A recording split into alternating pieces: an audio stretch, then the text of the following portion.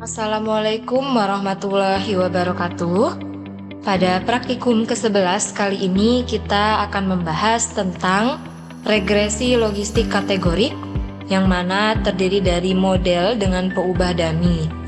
Nah, di sini dalam regresi logistik dengan peubah kategorik, peubah dummy digunakan untuk memodelkan kategori. Ini penting karena peubah kategorik tidak dapat digunakan secara langsung dalam model regresi.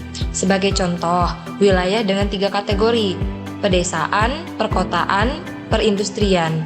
Nah, 3 kategori ini diubah menjadi 2 peubah dummy.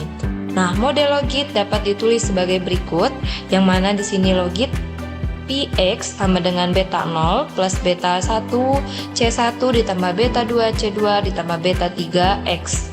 Nah, logit ini yang sudah ada di pertemuan sebelumnya ya untuk rumus logitnya. Lalu kita masuk ke contoh soal.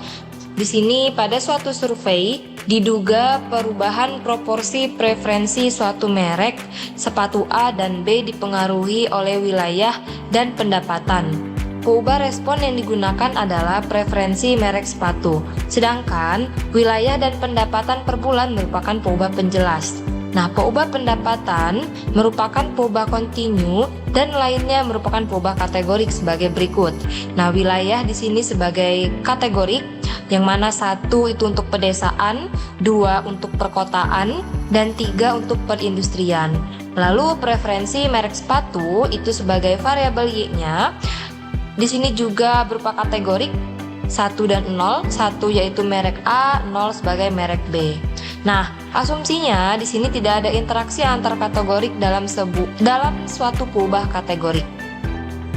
Lalu kita implementasikan ke dalam R. Kita panggil dulu datanya di sini. Lalu di sini diketahui untuk mengkonversi kolom ke dalam bentuk yang sesuai, kita bentuk seperti ini.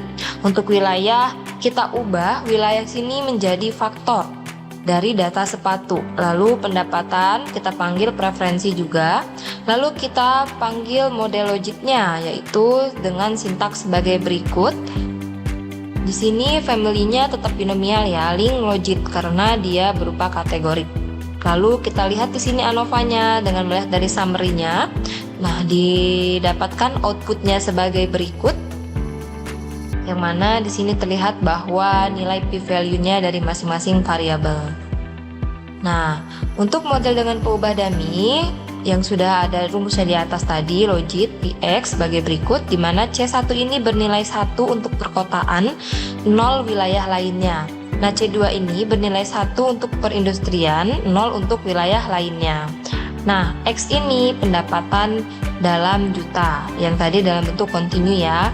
Lalu kita masukkan model dengan peubah dummy-nya sebagai berikut.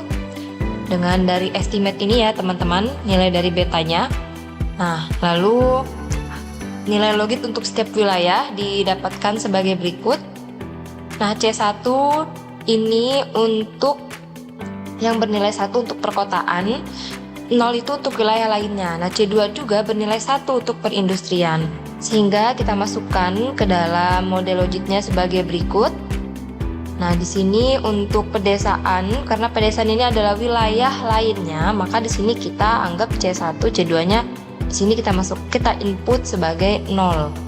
Nah, lalu didapatkan persamaannya sebagai berikut, begitu juga dengan perkotaan. Lalu untuk perindustrian sebagai berikut. Nah, lalu kita masuk ke contoh pendugaan dengan Px-nya, yaitu eksponen dari logit Px per 1 ditambah eksponen dari logit Px-nya.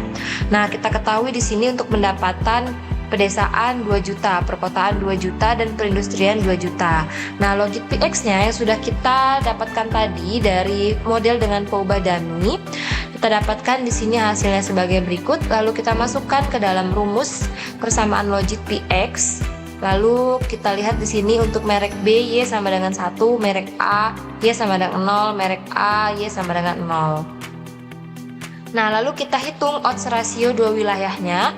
Odds rasio antara dua wilayah dihitung berdasarkan selisih intercept dari dua model wilayah.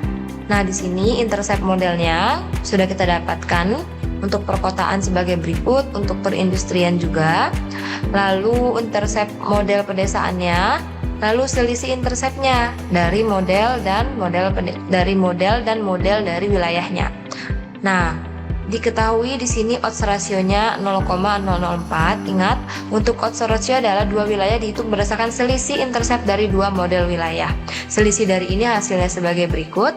Lalu interpretasinya, dugaan odds seseorang dari perkotaan untuk memilih merek sepatu B adalah sebesar 0,004028 kali dugaan odds seseorang dari pedesaan.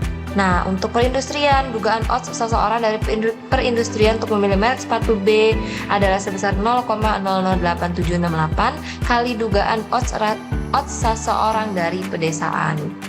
Nah, berikut ini merupakan contoh soalnya. Silahkan teman-teman coba pelajari dan pahami.